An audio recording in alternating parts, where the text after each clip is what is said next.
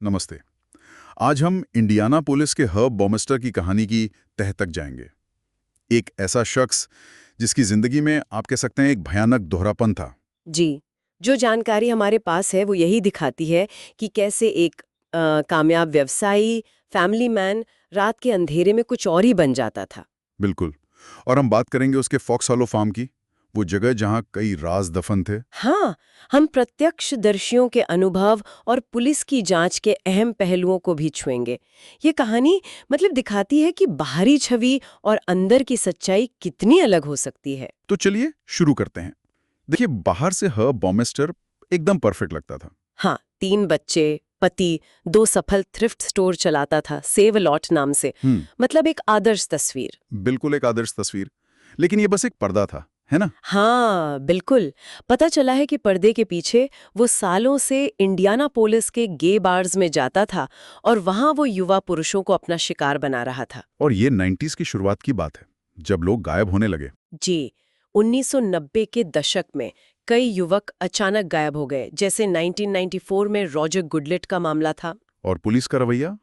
शुरू में तो शायद उतना ध्यान नहीं दिया गया। हाँ, हैरानी की बात है, लेकिन शुरू में पुलिस जांच थोड़ी ढीली थी।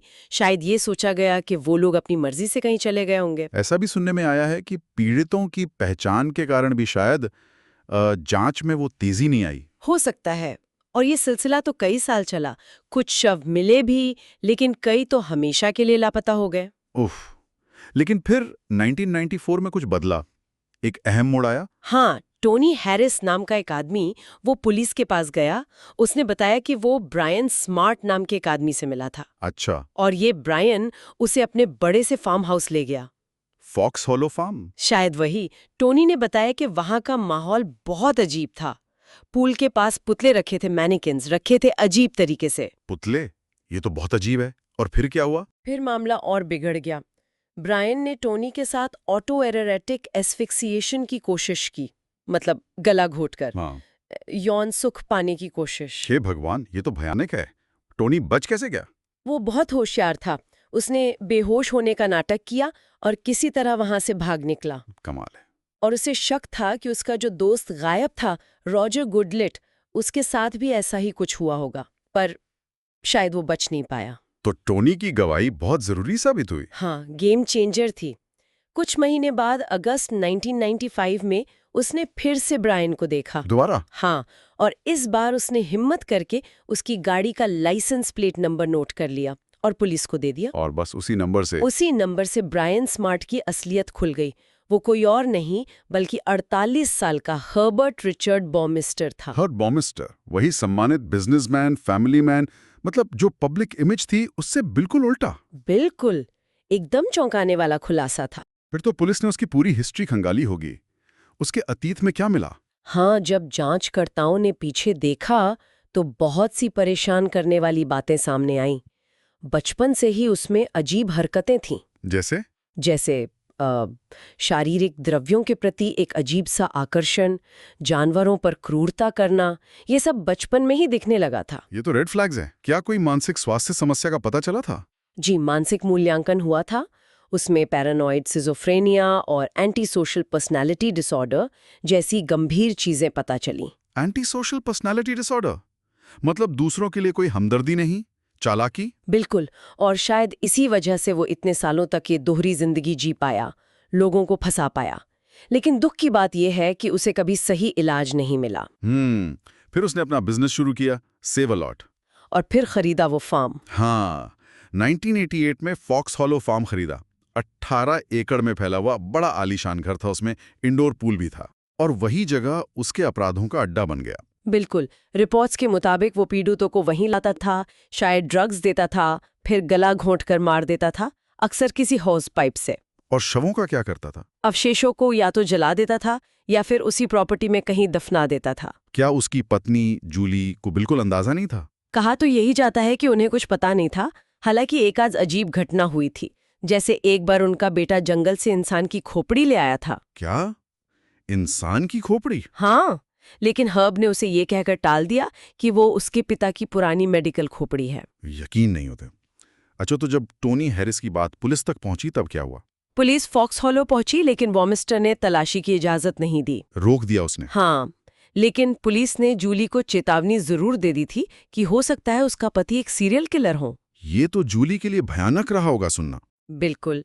आखिरकार जून 1996 में जब जूली ने तलाक की अर्जी दायर की, तब उसने पुलिस को फार्म की तलाशी की इजाजत दे दी। और उस वक्त हर्ब वहां नहीं था? नहीं, वो छुट्टियों पर गया हुआ था। और तभी फॉक्स हॉलो का वो भयानक सच सामने आया जिसकी किसी ने कल्पना भी नहीं की थी। क्या मिला वहां? तलाशी में कम से कम 11 अलग-अलग लोगों की हड्डियां मिली।